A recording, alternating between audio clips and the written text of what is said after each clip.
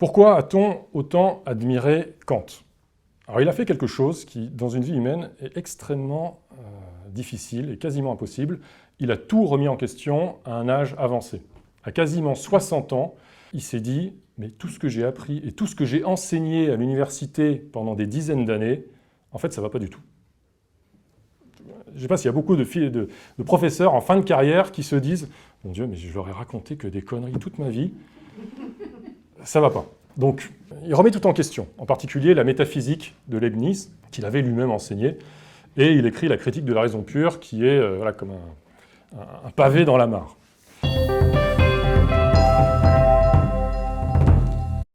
Bonsoir à tous. Merci d'être venus aussi nombreux pour que je puisse vous annoncer que je me suis réconcilié avec Kant. C'est quand même quelque chose d'important dans mon parcours de vie. J'ai beaucoup lu Kant quand j'étais jeune, pas parce que j'aimais ça.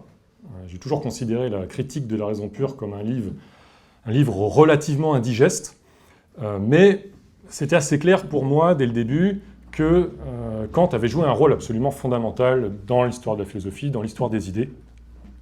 Voilà, moi je suis parti de Nietzsche qui a beaucoup critiqué Kant, qui s'est beaucoup moqué de Kant, mais voilà, les années passent et je me rends compte finalement que moi, le Nietzschéen, je deviens de plus en plus kantien. Alors je ne sais pas si c'est l'âge qui fait ça ou la maturité d'âme, mais en tout cas, je me suis surpris en préparant cette conférence sur le fait que finalement j'adhérais de plus en plus aux idées de Kant, alors que au départ, vraiment, je le considérais comme un philosophe qui avait beaucoup contribué au désenchantement du monde. Voilà, un philosophe ardu, rationaliste, qui nous a un peu coupé du monde des idées. Donc voilà, j'étais fâché avec Kant. Il y a beaucoup de choses qui ne me plaisaient pas chez Kant, et puis je suivais un peu les critiques de mon mentor, Nietzsche. Donc je lisais Kant parce que c'était un passage incontournable, mais je n'étais pas du tout kantien. Bon, voilà, donc je me suis réconcilié avec Kant. Je vais essayer de vous expliquer ça un peu ce soir. Quelques repères biographiques quand même, avant de commencer. La vie de Kant, c'est quand même une vie dans laquelle il ne se passe à peu près rien. Voilà, c'est même devenu presque proverbial. Kant, c'est le philosophe qui ne s'est jamais éloigné à plus de 100 km de chez lui. Voilà, il est né à Königsberg, il est mort à Königsberg, il ne s'est pas marié, donc enfin vraiment pas un bon client pour les revues Gala et compagnie. Sa vie était réglée comme un métronome. Voilà, pareil, on disait que si on voyait Kant passer sous sa fenêtre pendant sa promenade, et on pouvait savoir exactement à quelle heure il était.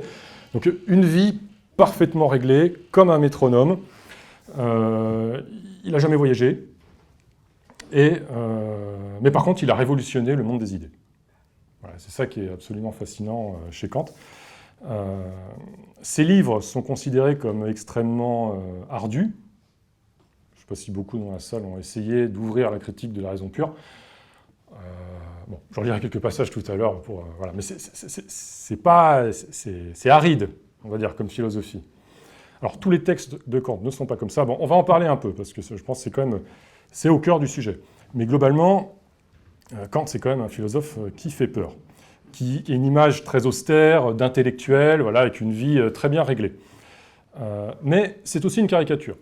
Et les témoignages de l'époque nous disent autre chose, nous disent que Kant était un bon vivant, qu'il organisait des bouffes presque tous les soirs chez lui, que ses amphis étaient toujours pleins, et que, voilà, quand il est mort, on lui a offert des funérailles grandioses.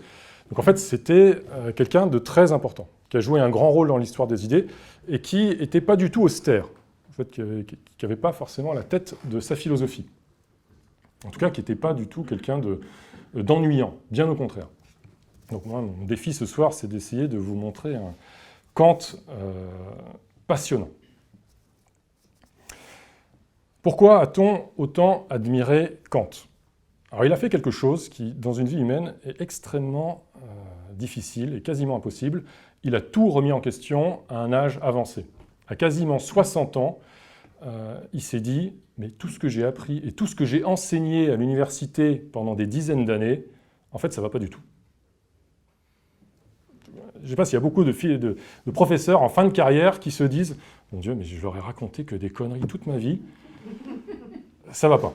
Donc, entre 50 et 60 ans, il remet tout en question, en particulier la métaphysique de Leibniz, qu'il avait lui-même enseigné, et il écrit la critique de la raison pure, qui est comme un pavé dans la mare. Donc, il remet tout en question à l'âge de 60 ans, et puis ça a des effets tout de suite. Alors, tout de suite, c'est une révolution intellectuelle en Prusse et puis dans toute l'Europe.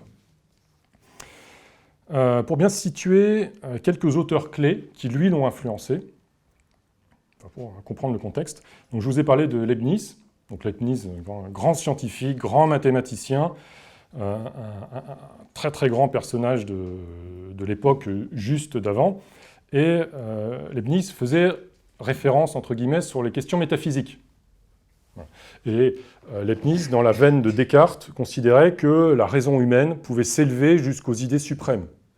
Dieu, l'un, le bien, le vrai, le bon, le juste, ce qu'on appelait à l'époque les transcendantaux. Leibniz considérait qu'on pouvait élever sa raison jusqu'à ces idées qui étaient avant un peu la chasse gardée de la religion et de la foi. Mais dans la veine de Descartes, donc Descartes, souvent on l'étudie en terminale, donc dans ses méditations, Descartes, ce qu'il fait, c'est qu'il passe du doute hyperbolique, il doute de tout, et en 2 pages après, il démontre l'existence de Dieu. C'est quand même assez gonflé, en fait. On doute de tout, il arrive à douter que 1 plus 1 égale 2, et 2 pages après, il démontre le truc le plus indémontrable. Voilà. Et ça passait crème à l'époque. Hein. Mais Kant s'est dit qu'il y a un truc qui n'allait pas, quoi. Bref. Avec ces philosophes qui, par la raison, s'imaginaient qu'ils pouvaient tout démontrer, en particulier les idées suprêmes. Donc Leibniz, très important. Newton aussi, hein, on est juste après Newton. Donc Newton qui a enflammé l'Europe avec la découverte des lois de la gravitation. Et alors, quelque chose que je ne vais pas beaucoup développer dans la conférence, mais Kant a joué un très très grand rôle pour la science. Il a bien analysé ce qui s'était passé avec Newton, en disant que le scientifique échafaude des plans a priori qu'il confronte ensuite à l'expérience. Bon, je ne vais pas développer parce que je vais plutôt parler de la morale de Kant, mais ça a vraiment eu un impact très fort. Einstein a lu Kant quand il avait 14 ans. Bon, on dit qu'il a tout compris, la critique de la raison pure. Bon, le personnage était ce qu'il est, n'est-ce pas? Mais voilà, et clairement, parce que je connais bien Einstein aussi, hein, j'ai écrit le petit bouquin sur Einstein dans la même collection, clairement, Einstein, il applique ce que je viens de vous dire. Hein. Il échafaude ses plans dans sa tête, entre guillemets, et seulement après, il va confronter à l'expérience, et puis ça marche. Mais ça, c'est Kant qui l'a bien formalisé. Un autre personnage important, c'est Hume, donc le philosophe anglais, qui est en fait le premier à remettre en question la métaphysique. Donc Hume, le chef de file des empiristes, qui considère que toutes nos connaissances viennent du sensible. Donc finalement, Hume qui va beaucoup plus loin, Kant reste idéaliste, et on verra pourquoi, mais en fait c'est Hume vraiment qui vraiment commence à créer un discours dissonant par rapport à la gloriole des métaphysiciens de l'époque qui pensaient avoir tout compris des idées suprêmes.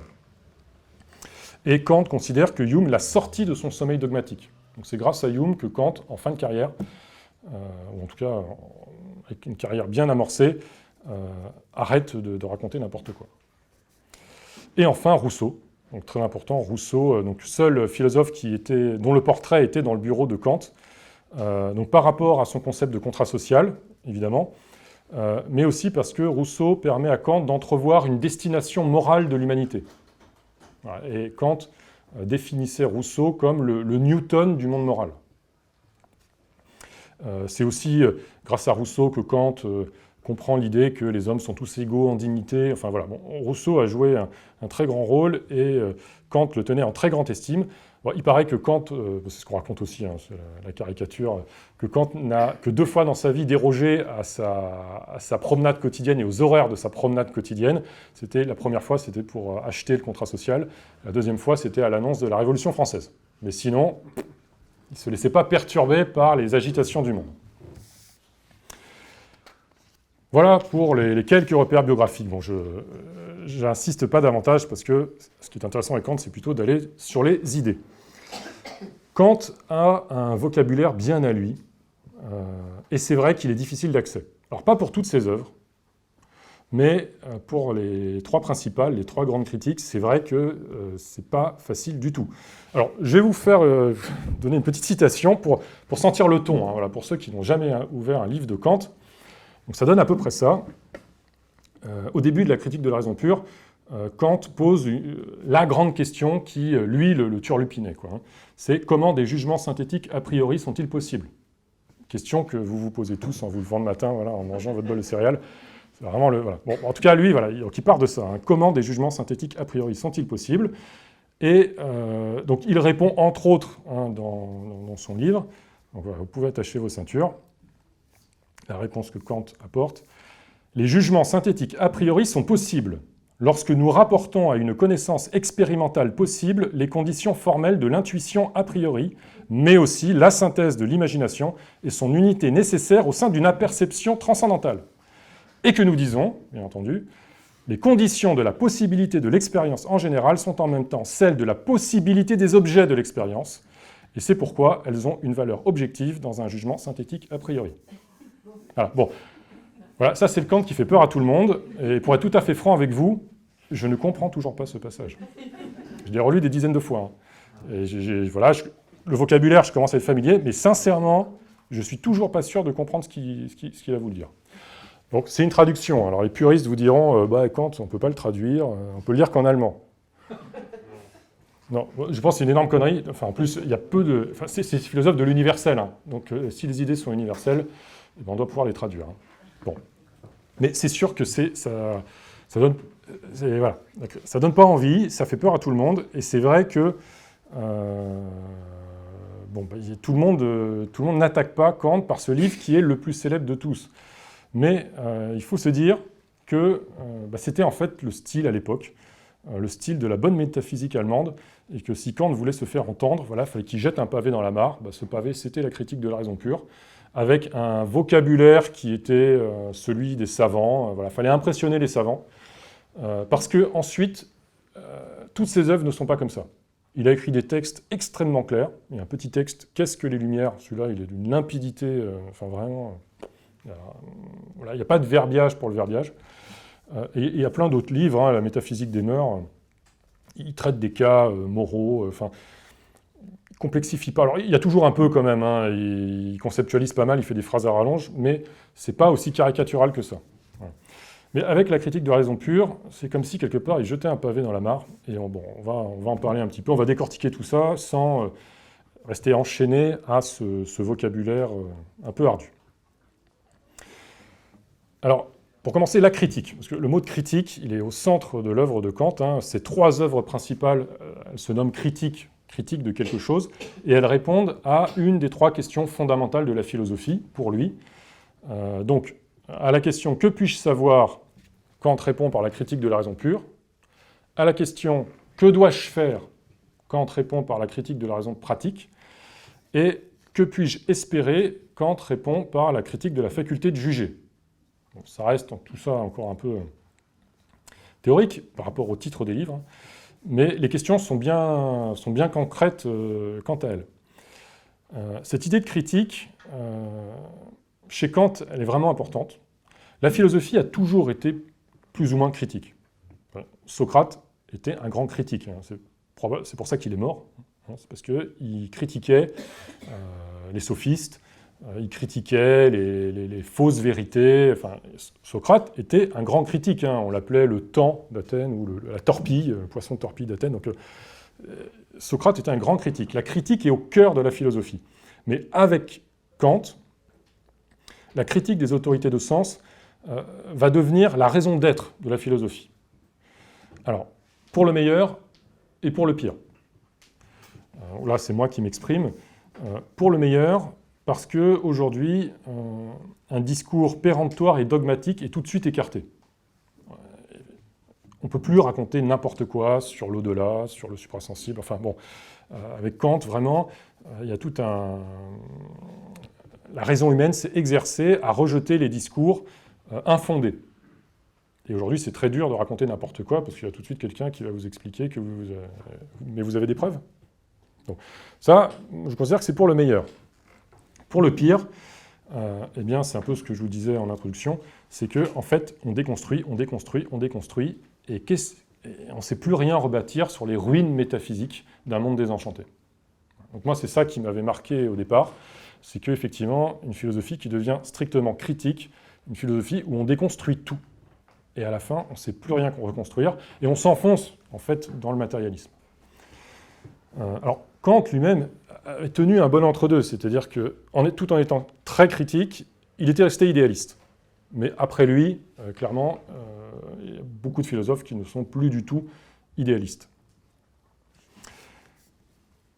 Le contexte de l'époque de Kant, comme je vous l'ai dit, c'est un engouement autour des transcendantaux. L'être, l'un, Dieu, l'âme, le vrai, le bon, le bien, bon, bref. Et les philosophes de l'époque pensaient qu'ils pouvaient grappiller ce qui était sur le terrain de la religion, ce qui relevait de la foi. Les philosophes pensaient, moi je peux vous le démontrer par la raison. Et ça a commencé avec Descartes, comme je vous l'ai dit, et Leibniz a considérablement enrichi l'argument de Descartes pour démontrer l'existence de Dieu, et ça faisait un peu référence à l'époque. Mais on sentait que les choses pouvaient aussi facilement s'inverser par raisonnement.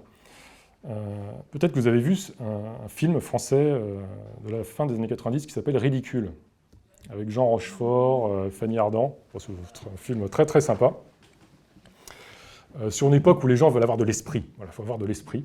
Et il y a une scène qui est vraiment très intéressante dans ce film sur ce qu'on vient de dire.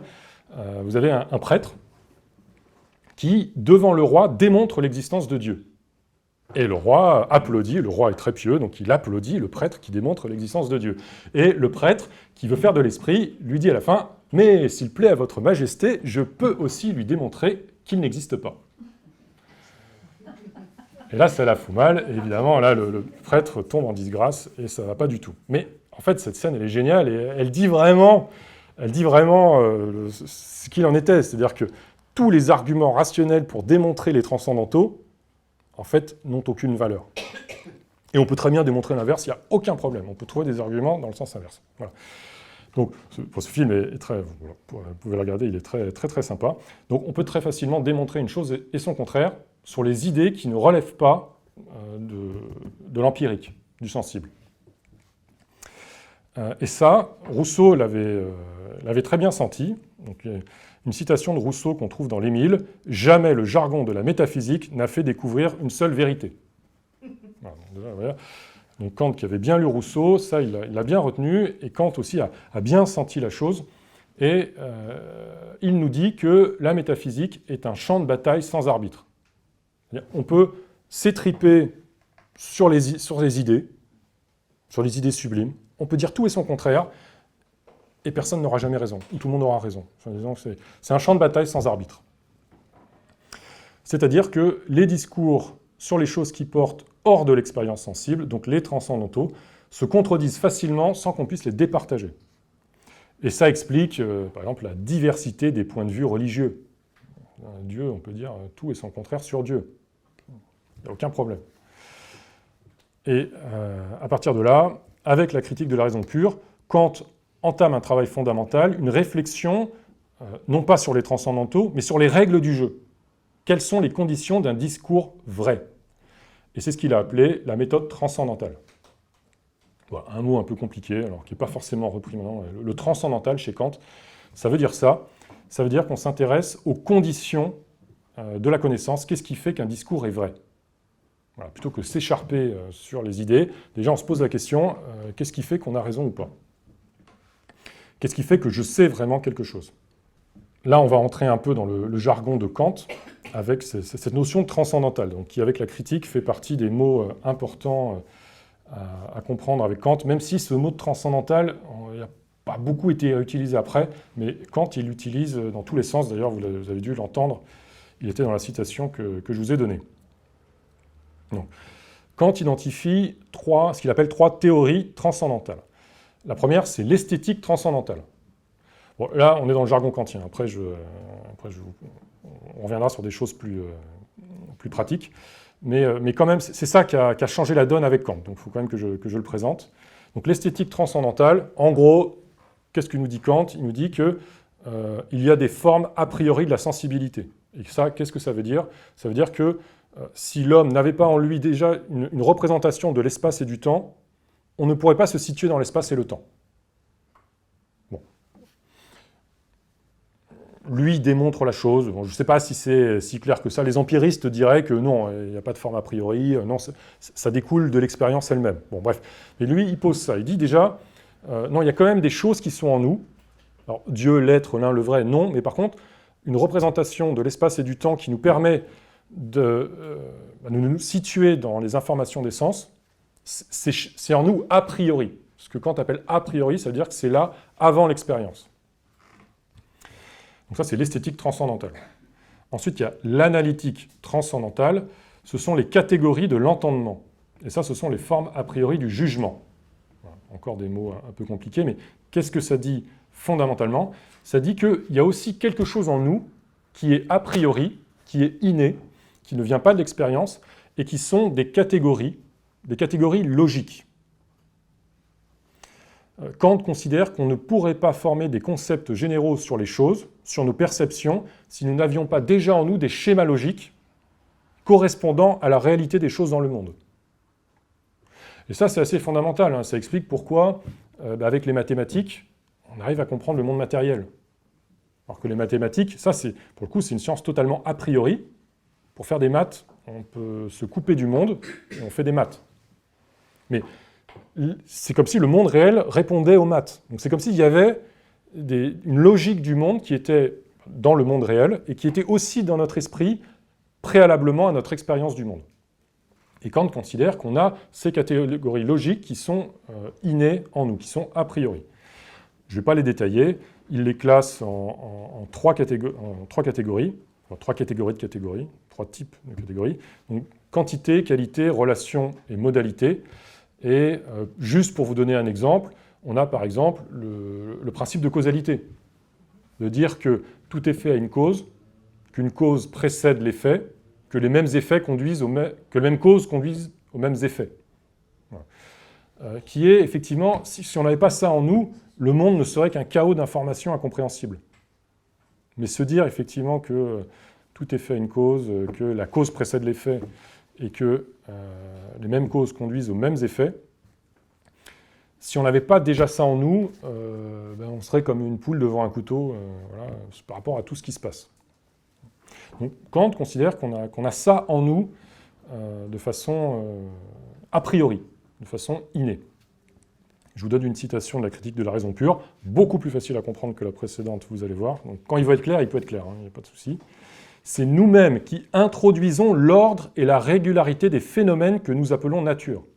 Donc, je le répète quand même. C'est nous-mêmes qui introduisons l'ordre et la régularité des phénomènes que nous appelons nature. Et nous ne pourrions les y trouver si nous ou la nature de notre esprit ne les y avait mis originairement. Voilà. En une phrase, il dit ce que je vous ai dit avant. Bon. Ça, c'est un point important que Kant reprend à Aristote. Les catégories, ça c'est déjà quelque chose sur lequel Aristote avait bossé. Et enfin, donc esthétique transcendantale, analytique transcendantale et dialectique transcendantale. Là, on est dans une critique de l'utilisation des catégories de l'entendement au-delà de la sensibilité. C'est là où Kant apporte vraiment quelque chose de nouveau. Kant considère donc que la faculté de connaissance humaine, qui est l'entendement c'est l'organe de la connaissance en l'homme, ne peut pas sortir hors de son cadre logique. Et il ne peut pas atteindre des objets qui sont hors de l'expérience sensible. Donc les catégories logiques sont en nous, on peut les appliquer sur les informations qui viennent des sens, mais on ne peut pas s'abstraire du monde sensible pour dire si une connaissance est vraie ou fausse, si elle est adéquate à son objet ou pas. Et en un mot, on ne peut rien savoir des transcendantaux qui sont au-delà de l'expérience sensible. On ne peut pas avoir de connaissance sur ce qui dépasse l'expérience sensible. Pour ceux qui connaissent bien la philosophie de Platon, et on l'étudie beaucoup ici à Nouvelle Acropole, Kant, quelque part, la dialectique de Kant, c'est une négation de la dialectique platonicienne. Parce que la dialectique de Platon, c'est comment, à partir des phénomènes, on remonte jusqu'aux idées suprêmes. Comment on va du fond de la caverne jusqu'à la contemplation du souverain bien, du soleil qui resplendit hors de la caverne. Mais là, Kant, il nous dit précisément, c'est pas possible. Donc, la dialectique de Kant, clairement, elle s'oppose à la dialectique de Platon. Et Kant, il nous dit non, c'est pas possible. Alors, est-ce que Kant a vraiment démontré la chose? Dès la mort de Kant, ça a recommencé à discuter, hein, vous en faites pas. Kant a posé un certain nombre d'idées, mais il n'y a pas de problème. Heidegger, l'être, c'est reparti. Hein. Kant est mort, c'est reparti comme en 40. Il y a les philosophes empiristes qui sont encore plus extrêmes que Kant, et vous avez les philosophes idéalistes qui continuent à penser qu'on peut élever sa pensée, sa raison, jusqu'aux idées suprêmes. Voilà. Mais Kant a vraiment posé fortement les choses et dire, mais attention, soyons humbles, est-ce que vraiment on accède aux idées suprêmes? Donc, ce qu'il appelle dialectique transcendantale, en fait, c'est la critique de la dialectique de Platon. En clair, je vais le dire souvent, je pense, dans la conférence, en clair, je vais essayer de résumer un peu tout ce que je dis. En clair, donc, avec Kant, on arrête de s'interroger sur Dieu pour savoir ce qu'il est, s'il existe, ce qu'il veut. Mais on prend au sérieux l'interrogation elle-même. Voilà, c'est clair? Donc, ça ne sert à rien. Dieu, qu'est-ce qu'il veut, qu'est-ce qu'il est qu'il existe? Enfin, vraiment, ça ne sert à rien. On n'arrivera jamais à se mettre d'accord. Par contre, le fait qu'on s'interroge sur Dieu, ça, c'est intéressant. Et en fait, c'est ce fil-là que Kant, ensuite, va tirer pour refonder la philosophie de la connaissance et surtout la philosophie morale. Donc la question, c'est pas Dieu existe-t-il, c'est que signifie l'idée de Dieu pour moi? Que vient faire l'idée de Dieu dans mon esprit? Voilà. C'est ce fil-là, ce nouveau fil que Kant commence à dérouler. Et ça va tout de suite l'amener sur le terrain de la morale. Il va quitter le monde de la spéculation théorique et il va aller sur le terrain pratique, le terrain de la morale. Et alors, on ne parle plus avec Kant d'idéalisme, sous-entendu d'idéalisme platonicien, mais d'idéalisme transcendantal. C'est-à-dire d'un idéalisme qui s'interroge sur les conditions qui font que nous avons des connaissances vraies ou fausses. Je vous donne une formule, alors qui n'est pas de Kant, celle-là, elle est de moi. Le transcendantal est l'humilité du transcendant. Avant, on s'excitait sur le transcendant, et avec Kant, on devient plus humble, on se pose la question, qu'est-ce qui fait que ce que je dis a une valeur de vérité ou pas? Le transcendantal est l'humilité du transcendant. Mais on va quand même aller sur le transcendant. C'est ça que je vais vous expliquer après. Parce que Kant, il ne coupe pas les ponts.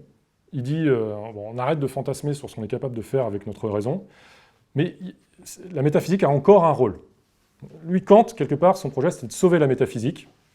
Bon, moi je vous ai dit, peut-être qu'il a contribué aussi aux deux enchantements du monde, et voilà. Chacun pourra s'interroger là-dessus. Mais lui, finalement, considérait qu'il avait sauvé la métaphysique en la protégeant de ses propres déboires. On va voir ça juste après. Parce que Kant, de tout ça, déduit quelque chose de très fort par rapport à la raison humaine.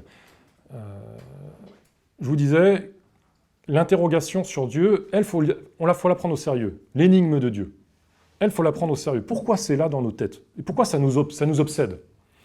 Eh bien, Kant nous dit, en fait, Kant ne démontre pas. C'est comme un biologiste qui observe son milieu. Donc, Kant observe l'homme, il observe comment ça marche dans sa tête, et il se dit, mais notre raison, en fait, elle est naturellement métaphysicienne. C'est-à-dire que il est dans la nature de la raison d'aspirer à un savoir intégral, absolu, inconditionné. Dès qu'on sait quelque chose, on a tout de suite envie que ça aille vers l'absolu, que ce soit la vérité suprême, que ça ne soit pas circonstanciel. Et c'est quelque chose, c'est presque irrépressible, c'est dans la nature de la raison. De la même façon qu'il est dans la nature de la sauterelle de bondir, il est dans la nature de la raison d'essayer d'attraper les étoiles.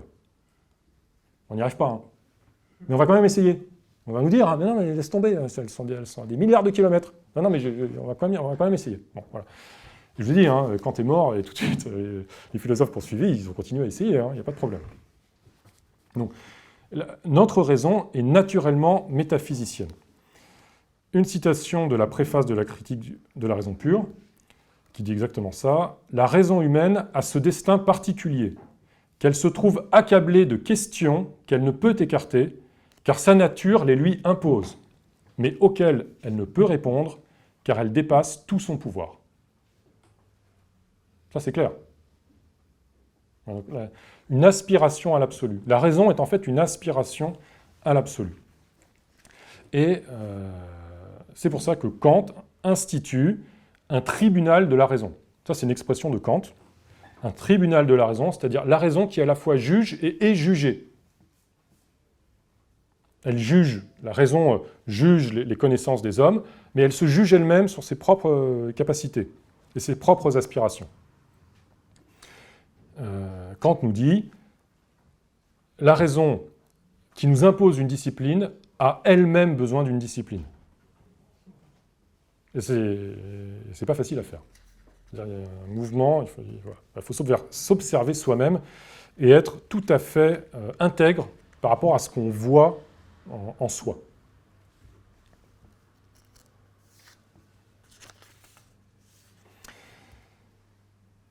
La grande révolution de Kant, à partir de là, c'est de dire que la raison n'a pas pour objet la connaissance, mais la morale. Ça peut paraître étonnant, hein, mais c'est ce que Kant nous dit très clairement. Je vais vous lire la citation, elle dit exactement ça, donc c'est toujours dans la critique de la raison pure. En repoussant ses prétentions dogmatiques, donc lorsque la raison laisse tomber ses prétentions à atteindre l'absolu, on place la raison dans son véritable domaine, à savoir l'ordre des fins, qui est en même temps un ordre de la nature. L'ordre des fins, c'est l'ordre des finalités. Que dois-je faire? C'est le domaine de la pratique, c'est le domaine moral. Pour Kant, la raison, elle n'a pas pour destination de spéculer sur les transcendantaux, elle a pour destination de nous guider dans l'action. Et ça c'est une révolution, parce qu'à l'époque, effectivement, les savants, Leibniz, on s'excitait le cerveau sur de hautes idées. Mais Kant, il est en train de nous dire, non, c'est pas ça la destination de la raison. Et quelque part, il y a autant de dignité chez le petit peuple que chez les savants. Parce que ce n'est pas le savoir qui est le cœur même de la raison. Le cœur même de la raison, c'est la morale. C'est comment on se comporte dans le monde. On peut être un savant et être un parfait connard, et on peut être quelqu'un de très humble et être parfaitement vertueux. Et pour Kant, ce qui fait la dignité de l'homme, c'est ça. C'est comment il se comporte. Donc vous voyez que Kant, c'est quand même une sacrée révolution, parce que derrière notre universalisme aujourd'hui, l'égalité en dignité de tous les hommes, on doit beaucoup à ce type d'idée. La raison devient beaucoup moins élitiste, parce que finalement la raison, elle se voit dans l'action. Elle ne se voit pas dans nos spéculations métaphysiques. Les points essentiels, je résume encore une fois. Kant rejette la prétention de la raison pure à la connaissance suprasensible. Quelque part, l'idée platonicienne est inaccessible pour lui. Et on ne contemple jamais le soleil de la connaissance hors de la caverne. Ça, c'est ce qu'il pose avec la critique de la raison pure. Mais ensuite, Kant accepte l'aspiration de la raison pure à légiférer dans le domaine moral. En gros, les idées métaphysiques, qui ne sont plus des connaissances, donc c'est plus vrai ou faux, un discours sur Dieu, l'immortalité de l'âme, la liberté, ce n'est plus vrai ou faux, ce sont des principes régulateurs de la raison pour agir. Je vais l'expliciter tout de suite après, mais cette expression-là est importante, hein, vraiment, parce que ça change complètement notre façon de voir le monde des idées. Les idées, c'est plus des connaissances. Les grandes idées, hein, les idées suprêmes, les idées métaphysiques, c'est plus des connaissances. Ce sont des principes régulateurs de la raison dans le domaine pratique. Cette expression « principe régulateur de la raison », c'est un peu conceptuel, mais en fait, ça dit tout de ce que Kant fait avec la métaphysique ensuite. Alors, je l'explicite. Dire que les idées sont des principes régulateurs de la raison, ça veut dire que la raison va invoquer Dieu, va invoquer l'âme, va invoquer la liberté pour agir moralement dans le monde. Et c'est ce que Kant appelle la métaphysique des mœurs.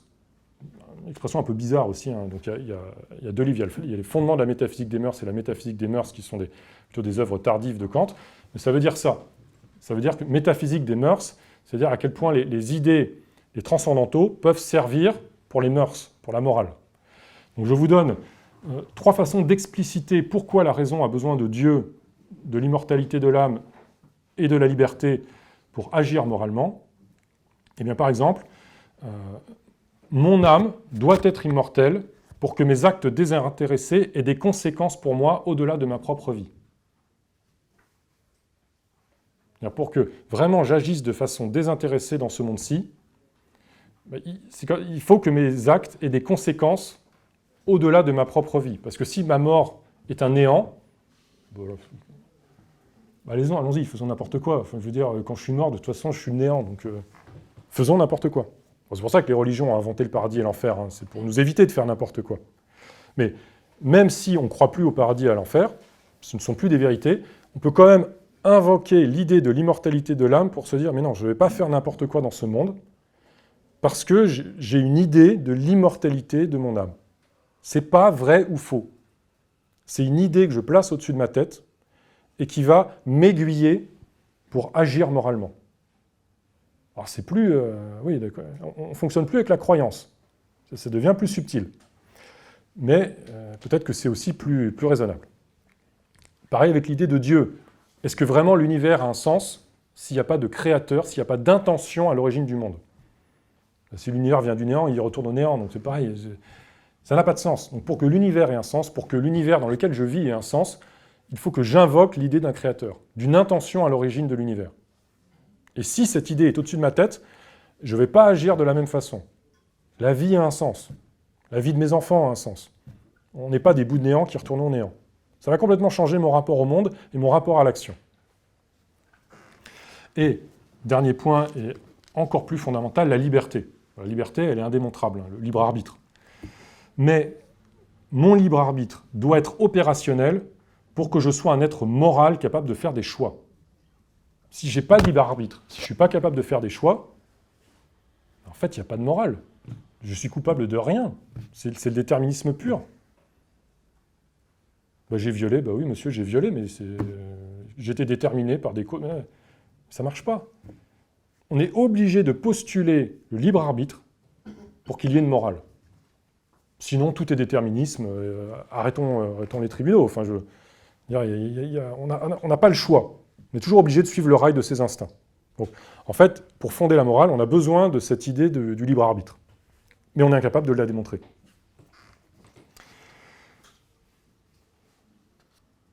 Cette idée de la liberté, je vais insister encore un peu dessus, parce que pour Kant, en fait, c'est le seul point d'ancrage métaphysique, la liberté.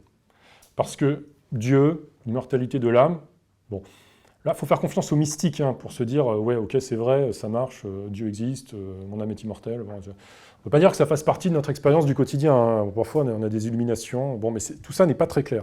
Mais par contre, la liberté, c'est ce sentiment que nous avons, que nous pouvons faire des choix, que nous avons le choix, mais en fait, tous sont là. Tous, on se dit, mais là, face à cette situation, je peux agir comme ça, je peux agir comme ça. Qu'est-ce qui fait le déclic en moi? Sincèrement, on n'en sait rien. Mais on le sent. On a tous un sentiment de la liberté.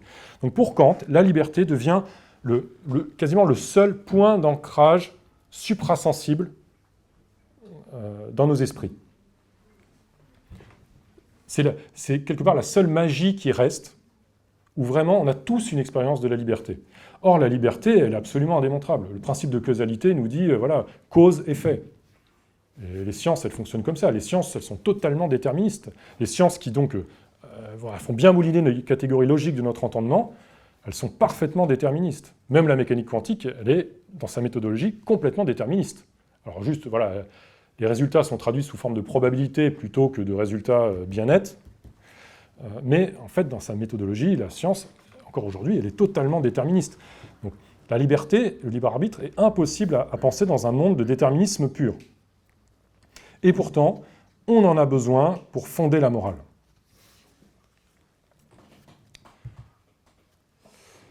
Donc, ce que je vous disais, la liberté est pour Kant le seul point d'ancrage véritable de notre connaissance suprasensible. C'est la seule où vraiment nous avons tous ce sentiment d'être libre en nous. Et c'est impossible à démontrer. Et là, Kant va donc réaliser un formidable tour de passe-passe. Alors c'est presque aussi gonflé que Descartes. Alors c'est beaucoup moins gonflé que Descartes, parce que justement ça se fait en pleine conscience, et Kant insiste lourdement là-dessus. C'est-à-dire que Kant va pratiquer ce qu'il appelle l'élargissement nécessaire de l'usage de la raison dans l'intention pratique. L'élargissement nécessaire de l'usage de la raison dans l'intention pratique. Il y a un chapitre de la critique de la raison pratique qui se nomme comme ça, je vais vous le lire. Du droit qu'a la raison pure dans son usage pratique, un élargissement qui, en lui-même, n'est pas possible pour elle dans l'usage spéculatif. Ça va ? Donc, en gros, qu'est-ce qu'il nous dit ? Parce que ça, en fait, ça s'applique à la liberté. La liberté, ça ne sert à rien de spéculer là-dessus. On ne peut pas la démontrer, c'est impossible. Nos catégories logiques, elles ne peuvent aboutir qu'au déterminisme pur. C'est impossible, avec nos catégories logiques, de penser la liberté. Mais c'est tout à fait nécessaire pour nous. Donc, on élargit, voilà, c'est-à-dire, Kant avait bien délimité le domaine au-delà duquel on n'avait pas le droit d'aller. Il nous dit, bah si, vous avez le droit de mettre un petit pied, voilà, vous avez le droit de mettre un petit pied au-delà de la limite pour penser la liberté. Et à partir de là, vous pouvez fonder la morale. Bon, donc c'est gonflé, mais on va dire c'est une violation en conscience, et qui est beaucoup moins, on va dire, gonflé que, je vous dis, le passage de Descartes qui, en 2 pages, passe du doute hyperbolique à la démonstration de l'existence de Dieu. Là, on est dans le tour de prestidigitateur plus. Non, là, c'est une violation qui se fait en conscience. Et donc Kant pose ça, on postule la liberté pour fonder la morale, et ensuite, Kant définit la morale comme un impératif catégorique. Voilà. Sans doute un mot aussi que vous avez peut-être déjà entendu, enfin, pour ceux qui s'intéressent à la philosophie, le terme d'impératif catégorique associé à Kant est assez célèbre. Et là, on va arriver dans quelque chose de très concret. Même si ça peut encore paraître un peu théorique, on arrive dans quelque chose de très concret. Kant donne 2 formulations différentes bon, il y en a plus que 2, mais il y en a 2 principales de l'impératif catégorique. Que dit l'impératif catégorique de la morale ? Ceci, agis de telle sorte que le principe de ton action puisse être érigé en loi universelle. Agis de telle sorte que le principe de ton action puisse être érigé en loi universelle. C'est un poil tordu, on va l'expliciter après. Vous allez voir que c'est assez pratique. Et il y a une deuxième formulation de l'impératif catégorique qui, pour cette fois, alors là, elle n'est pas du tout compliquée, et tout le monde la comprendra, traite chaque être humain comme une fin, jamais comme un moyen. Bon, là, on voit que dans le monde d'aujourd'hui, c'est quelque chose qui est devenu absolument fondamental. Traiter toujours un être humain comme une fin, jamais comme un moyen. Alors, quel a été le raisonnement de Kant pour arriver à cette conclusion que la morale, en gros, elle se résume à un impératif catégorique ? Eh bien, Kant, comme je l'ai dit, il observe, il considère que la raison est en fait une aspiration à l'absolu. Et cette aspiration à l'absolu, elle ne peut pas s'exprimer dans le domaine de la spéculation intellectuelle. Mais elle va se traduire dans le domaine moral comme une injonction à toujours agir au nom de l'humanité entière. En fait, c'est comme si, à chaque fois que nous, on agissait, c'est comme si il y avait 8 milliards d'êtres humains dans notre dos, et qui nous regardaient faire, et qui jugeaient notre action. Et ça, en fait, c'est quelque chose d'assez naturel, parce que même quand on fait un truc pas bien et que personne ne nous voit, c'est comme s'il y avait un petit Jiminy Cricket, vous savez, au-dessus de la tête, là, qui nous dit les copains, ils sont là, ils te regardent. Bon. Donc, en fait, avec l'impératif catégorique, Kant nous invite à toujours agir comme si on agissait au nom de l'humanité entière, comme si tous les êtres dotés de raison formaient un être unique. Bon, vous voyez, on reste dans une philosophie idéaliste. C'est l'unité du genre humain qui est postulée là. Et on passe ainsi de l'absolu, donc le tout, impossible à atteindre en théorie, à l'universel, c'est-à-dire la totalité des êtres rationnels, des êtres dotés de raison. Je la refais. On passe d'une aspiration à l'absolu, qui ne peut pas s'exprimer dans le domaine théorique, et par contre, elle s'exprime sous forme d'un universel dans le domaine pratique. Donc, on n'accède pas au tout de façon intellectuelle, par la connaissance. Par contre, on accède à l'universalité du genre humain dans nos actes, à chaque fois qu'on agit. Et contrairement à l'absolu, l'universel, lui, s'offre à une expérience de pensée. Et cette expérience de pensée, c'est l'impératif catégorique. C'est agis de telle sorte que le principe de ton action puisse être érigé en loi universelle. Concrètement, qu'est-ce que ça peut dire? Mais ça dit ceci. À chaque fois qu'on se pose la question, est-ce que je dois agir comme ça ou comme ça? On se pose la question, et si tout le monde faisait comme moi? Est-ce que ça serait bien, est-ce que ça serait mal? Voilà, je m'apprête à faire ça. Attention, je me pose la question, impératif catégorique. Et si tout le monde faisait pareil? Est-ce que c'est bien, est-ce que c'est mal? Ouais, en fait, c'est assez simple. Hein. Donc, je vais vous donner quelques exemples. Parce que rien ne vaut les exemples. Non, on va sortir un peu de la théorie, on va donner quelques exemples. Piquer un paquet de Haribo à la caisse. Exemple que Kant développe dans son métaphysique des mœurs. Bon. Voilà, donc, évidemment non, mais donc, cas très basique. Voilà, donc, piquer un paquet de Haribo à la caisse. Qu'est-ce qui peut se passer dans notre tête? Truc courant, hein. Peut-être que certains vont se reconnaître ici, hein, mais il ne faut pas se juger, hein, parce que c'est assez commun. Hein. Allez, c'est pas grave. Mais de toute façon, il n'y a que moi qui vais faire ça, tous les autres, ils sont réglo. Et puis de toute façon, le magasin fait des tonnes de profits, ça ne va pas se voir sur le bilan comptable, quoi. Hein, ça arrive hein, de se dire des trucs comme ça. Hein. Bon, allez, je peux me permettre, de toute façon, les autres... Voilà. Ouais, voilà, puis de toute façon, non, mais ça ne va pas tuer les actionnaires, quoi. Bon, bref. Impératif catégorique. Et si tout le monde faisait pareil?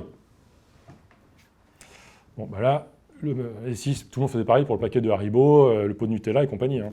Bon, bah, le magasin, il fait faillite, et il n'y a plus de Haribo pour personne. Donc ça ne marche pas. Donc, impératif catégorique, non, on ne vole pas de Haribo à la caisse. Voilà, bon, au moins, vous ressortirez de cette conférence. Alors, c'était déjà clair pour vous. Bon. Après, j'ai d'autres exemples. Hein. Voilà, donc... L'impératif catégorique, en gros, il interdit à une minorité corrompue de profiter d'une majorité vertueuse. Et ça, c'est absolument essentiel. Hein, parce que ce n'est pas un scoop. Hein, les minorités corrompues deviennent très très vite des majorités corrompues. Et les pays où ça ne se passe pas bien, c'est qu'en général, les gens, ils raisonnent comme ça. Hein. Mais c'est bon, moi, je peux frauder, là. Je peux frauder aux impôts, je peux frauder aux aides sociales, je peux défiscaliser, là. C'est bon, de toute façon... Il n'y a que moi qui le fais, ça ne va pas tuer le système. Et en fait, si tout le monde fait ça, évidemment, ça tue le système. Donc, en fait, l'impératif catégorique, il l'interdit formellement de faire quelque chose qui ne serait pas acceptable à l'échelle de l'humanité entière. En fait, on est sur la base de la morale, c'est-à-dire que ça, c'est comme si l'humanité le sentait en elle depuis toujours. Et d'ailleurs, ça s'est toujours exprimé dans les religions. Mais quand il le formalise de façon très claire. Voilà, impératif catégorique. Et c'est tout aussi inacceptable qu'un SDF pique un paquet de Haribo que Bernard Arnault. C'est important à comprendre, ça aussi. Ce n'est pas une question de « je suis riche, je suis pauvre ». C'est catégorique, c'est tout le monde, c'est l'humanité entière. Exemple numéro 2, alors que j'ai utilisé, peut-être que certains ont lu mon article sur Kant il n'y a pas très longtemps. Marie ne veut pas venir à table. Alors, Marie, c'est ma fille de 5 ans. Donc ça, c'est un cas, voilà, c'est pratique, hein, c'est quelque chose que j'ai vécu. Donc voilà, Marie à table, Marie à table, Marie à table. Bon, Marie ne vient pas à table. Bon, au bout de la 6e fois, Marie vient à table. Et Marie demande, qu'est-ce qu'on mange? Et moi, je lui réponds, des raviolis. Ah, mais t'aurais dû me le dire. Je serais venu tout de suite si j'avais su que c'était trop bon. Voilà, raisonnement typiquement non kantien. Comme quoi, notre nature humaine a besoin d'être éduquée, parce que des raisonnements non kantiens, on en fait assez naturellement, en fait. Bon, qu'est-ce qu'elle fait, en fait, Marie? Là, elle fait un impératif hypothétique. C'est Kant qui explicite ça. Un impératif hypothétique, c'est quand on agit par rapport à la finalité de l'action. C'est bon, je viens. C'est pas bon, je viens pas. Si ça avait été des épinards, elle serait repartie. Voilà. Bon. Mais que dit l'impératif catégorique dans ce cas? Une petite fille de 5 ans doit venir à table quand son père le lui demande, et quoi qu'elle ait dans son assiette. Alors, ça pourrait être une règle tombée comme ça, verticale descendante. Non, évidemment. En fait, tous les impératifs catégoriques doivent être justifiés en raison. Donc, Marie, il faut lui expliquer. Mais à 5 ans, tu n'as pas le discernement suffisant pour savoir ce qui est bon à manger ou pas, donc tu dois faire confiance à tes parents qui veillent à l'équilibre, à ta santé, et il faut aussi venir quand on le demande, parce que l'ordre et le rythme, c'est important dans la vie. Donc si on t'attend 3 heures, ça décale tout le monde, et ça ne marche pas. Bon. Mais la règle impérative catégorique pour Marie, on vient à table quand papa ou maman en donne l'ordre. Voilà.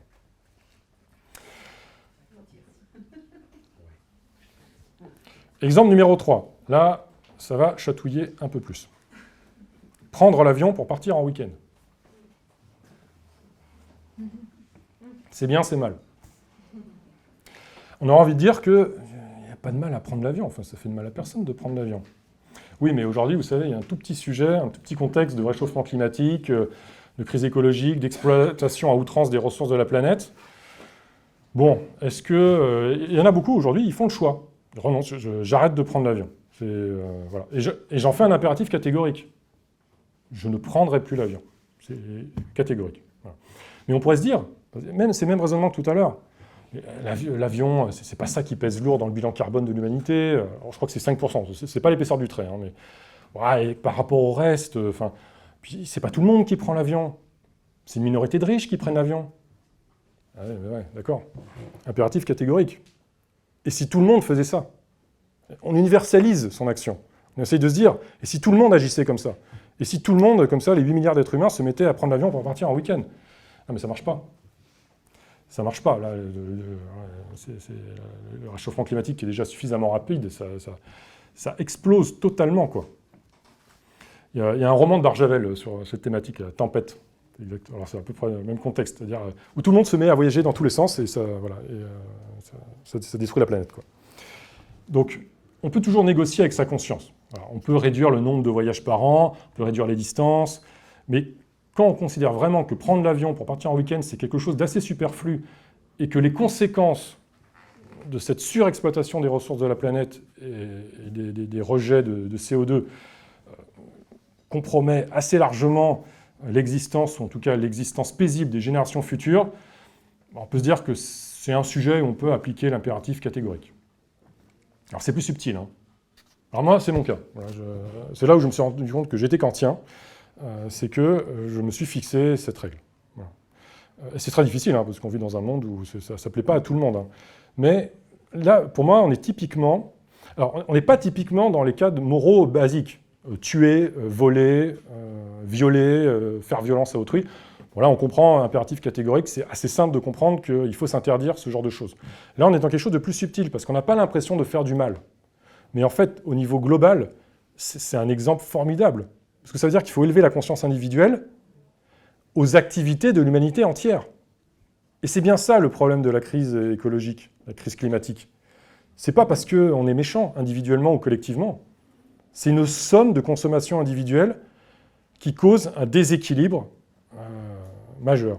Donc vraiment, aujourd'hui, moi je considère, je suis très sensible à ces questions-là, mais je fais, c'est pour ça dans toutes mes conférences j'en parle, parce que je considère qu'il n'y a rien de plus important à mettre sur la table que ça. En fait, cette crise-là, c'est une formidable opportunité de pratiquer l'impératif catégorique kantien. Parce que je pense que jamais dans l'histoire de l'humanité, on a eu autant besoin de se demander dans chacune de nos actions individuelles qu'est-ce que ça donnerait au niveau de l'humanité. Et quelles en seraient les conséquences. Donc, quelque part, suis-je capable d'intégrer de l'inconditionné dans mon existence conditionnée? Suis-je capable d'élever ma conscience à ce que fait l'humanité entière? Et parfois, peut-être que la conclusion, ça va être quelque chose qui n'a pas l'air méchant, et bien en fait, il faut se l'interdire. Et moi, je suis convaincu qu'en fait, la clé de l'avenir, elle repose beaucoup là-dessus. En fait, il faudrait qu'on s'interdise beaucoup de choses. Pas parce qu'on nous l'interdit de l'extérieur, mais parce que, intérieurement, on a compris ce qui se passe. Et on en fait un impératif catégorique. L'impératif catégorique finit souvent par des interdictions. Hein. C'est pour ça qu'on n'aime pas trop. Hein. C'est que souvent, la conclusion, c'est « il ne faut pas hein ». Mais en général, pour ce qu'il faut, il n'y a pas besoin d'invoquer des règles de morale. Voilà, c'est souvent pour se mettre des garde-fous. Mais aujourd'hui, des garde-fous, on en a besoin, on en a plus que besoin. Voilà, l'hybris, la démesure est totale aujourd'hui. Donc finalement, bon, la crise actuelle est tragique, mais elle est aussi une opportunité de pratiquer la morale à un niveau d'exigence jamais connu auparavant, avec des choses auxquelles on ne se serait pas dit c'est un mal. Kant a reçu lui-même beaucoup de critiques, hein, une fois qu'il avait posé son impératif catégorique, qu'on appelle une déontologie, c'est une morale du devoir. Le terme de devoir revient très souvent chez Kant, et ça a été assez vite critiqué, en fait. en particulier par un courant de pensée qui s'appelle les utilitaristes, qui considèrent qu'on ne peut pas juste comme ça fonder la morale sur l'intention. Parce qu'avec Kant, la morale, en fait, elle ne repose plus que sur une intention, sur une expérience de pensée. En fait, on est moral à partir du moment où on s'est posé 5 minutes et on s'est vraiment posé la question. Ah ouais, j'agis comme ça, mais si tout le monde faisait ça? Pour Kant, c'est véritablement ça qui fonde la morale. Est-ce que j'ai pris le temps suffisant pour me poser la question? Il le dit comme ça dans la métaphysique des mœurs. Est-ce que j'ai pris le temps de me poser la question? Je n'ai pas toutes les informations, peut-être qu'on nous en fume avec le réchauffement climatique, des discours que certains ont, hein. Mais l'essentiel, c'est de se poser la question, de se poser 5 minutes, et en toute bonne foi, on se dit, j'agis comme ça, qu'est-ce que ça donnerait au niveau de l'humanité tout entière? Et si on a fait ce travail, Kant nous dit, mon acte est moralement valable, même si je me trompe. Même si j'ai tort au final, la vraie posture morale, ce qui fait progresser l'humanité, c'est cette posture. C'est de m'être posé la question en toute honnêteté. Et après, je me trompe pas, bon, l'humanité doit poursuivre son évolution. Et ça, les utilitaristes disaient, non, c'est pas possible, on ne peut pas juste baser la morale sur l'intention. Forcément, il faut prendre en compte la conséquence des actes. Et du coup, ils en reviennent à une question du bonheur pour l'individu et pour le plus grand nombre possible. Et ça a donné des débats assez forts et surprenants.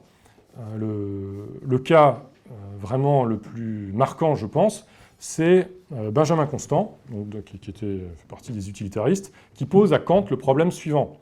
Et si des assassins viennent taper à votre porte et vous demandent où est votre frère? Alors, des assassins veulent assassiner votre frère, ils viennent chez vous et ils vous demandent « Bonjour monsieur, est-ce que vous cachez votre frère?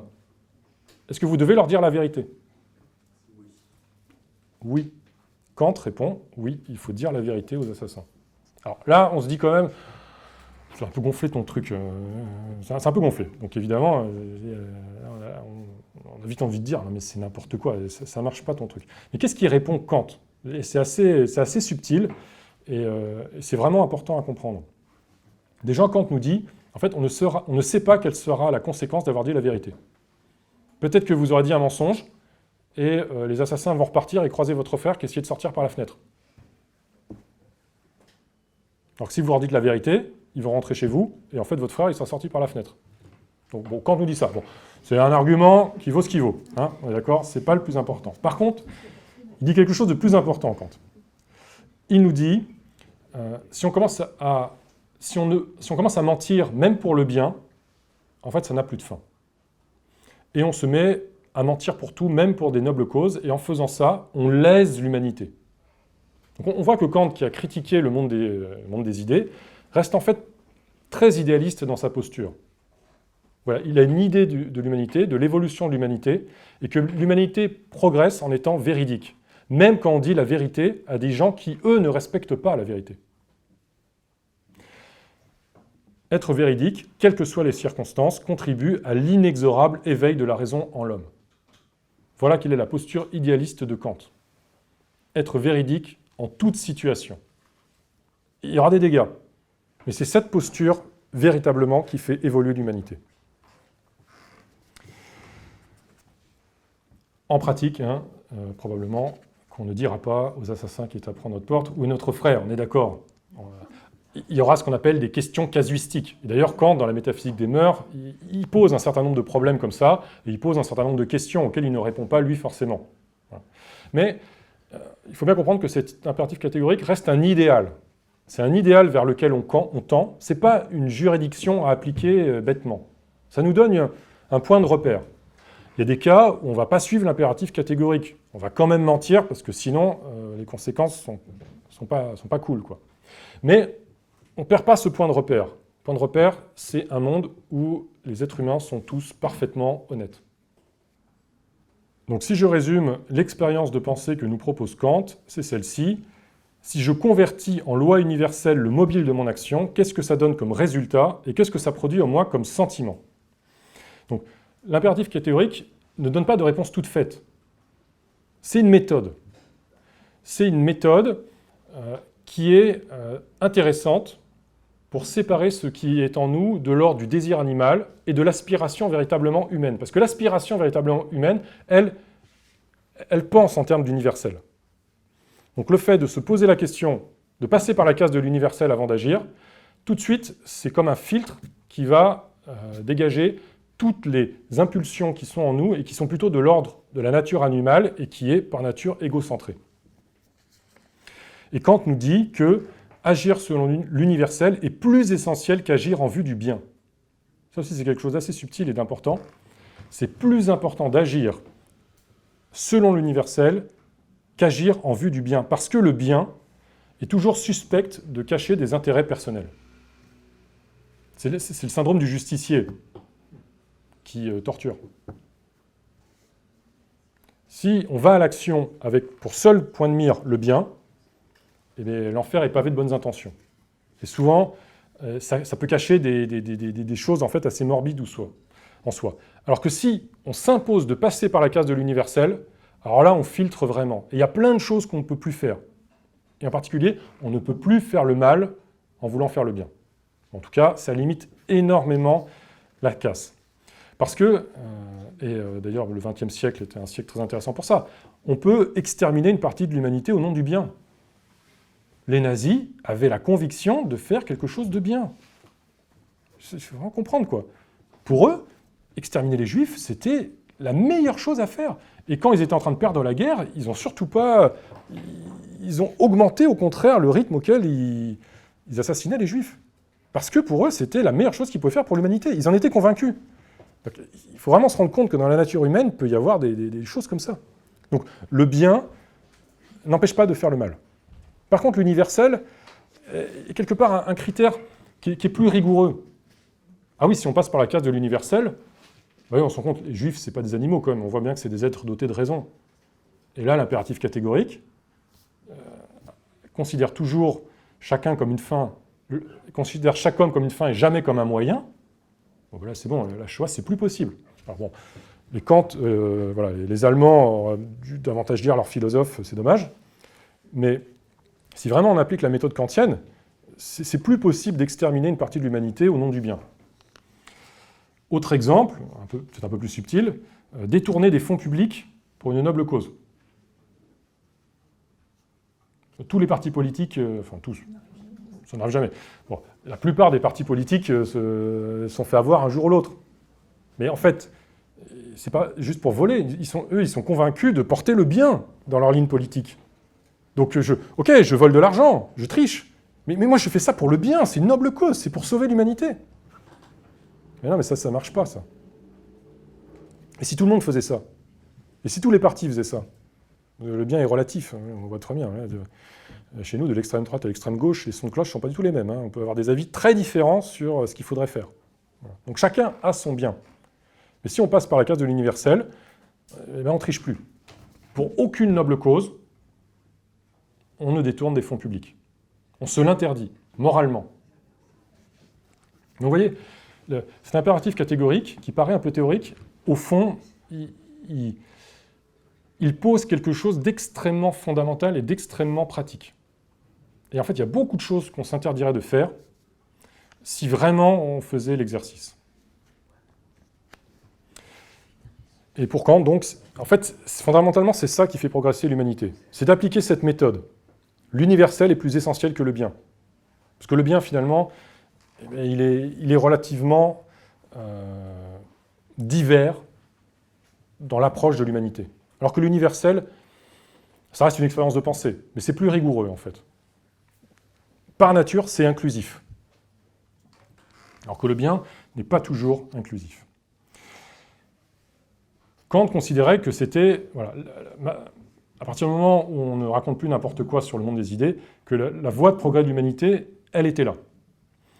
Et Kant parle d'un passage de l'hétéronomie à l'autonomie de la volonté. Du fait que l'évolution de l'humanité, elle passe par le fait que chacun intériorise en lui cette loi morale, cet impératif catégorique, et qu'on ne soit plus obligé d'avoir voilà, des rappels à l'ordre, des polices et des tribunaux et des lois juridiques qui nous rappellent ce qui est bien et ce qui est mal. Que chacun l'intériorise en lui. évidemment, c'est ambitieux, c'est idéaliste. C'est le caractère idéaliste de Kant. Et c'est probablement là aussi que Kant était un tout petit peu utopiste. C'est que, est-ce que l'humanité est vraiment prête pour cette autonomie de la volonté? Est-ce qu'on peut lever, on va dire, les garde-fous, typiquement le garde-fou de la religion, qui est en fait, la religion, en fait, c'est rien qu'une morale externe qui vous maintient voilà, dans certaines limites, parce que vous êtes dans une situation d'hétéronomie de la volonté, c'est-à-dire que la raison n'est pas suffisamment affirmée pour penser les choses par elle-même. Mais Kant considérait qu'avec la philosophie des Lumières, on pouvait passer à une autre étape. Donc passer d'une humanité simplement religieuse à une humanité qui peut être morale par la raison, par des principes philosophiques. Et là, effectivement, on peut se dire que c'était peut-être un tout petit peu ambitieux et qu'au lieu de l'universalisme, on a eu l'individualisme.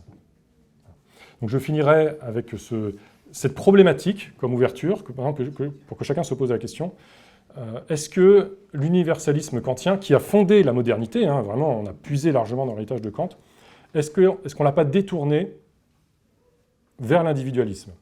C'est-à-dire que l'universalisme kantien, qui en fait est très exigeant, hein, il nous pousse à tout penser sous forme d'universel, donc en fait c'est pas du tout individualiste, hein, c'est même tout le contraire. Hein, il faut se poser la question au niveau de généralité le plus haut, hein, c'est que comment agiraient tous les êtres dotés de raison ensemble? Voilà, donc on n'est pas du tout dans les particularismes personnels, hein, au contraire. Est-ce que nous ne l'avons pas entendu comme en fait une valeur d'égalité? Est-ce que le principe d'universalité n'a pas été traduit dans nos esprits en valeur d'égalité? Et est-ce qu'on ne s'est pas juste dit avec l'universalisme, je peux faire tout ce qui me passe par la tête, on est tous égaux après tout, chacun peut bien faire ce qui lui chante? Est-ce que ce n'est pas ça qui se passe dans notre monde moderne, notre monde de consommation, notre monde d'individualisme? Est-ce que finalement, à la place de l'universalisme, on n'a pas eu le déchaînement des passions personnelles et la revendication de toutes les particularités personnelles? Voilà le problème que je vous pose comme ça, voilà, en fin de conférence. Je pense que c'est ça qui m'avait aussi conduit à me fâcher avec Kant.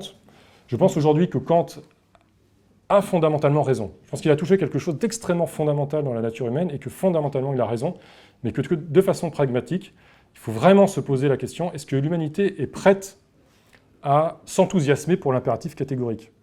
Est-ce qu'on est capable de faire le bien vraiment parce qu'on a compris ce principe d'impératif catégorique? Et est-ce qu'on n'a pas tout de suite détourné ce principe d'universalisme en principe d'individualisme où chacun agit selon ses caprices plutôt que d'agir par impératif catégorique? Voilà. Donc, que chacun puisse méditer sur cette question. Et voilà. On peut passer au temps des questions. La digestion. La digestion.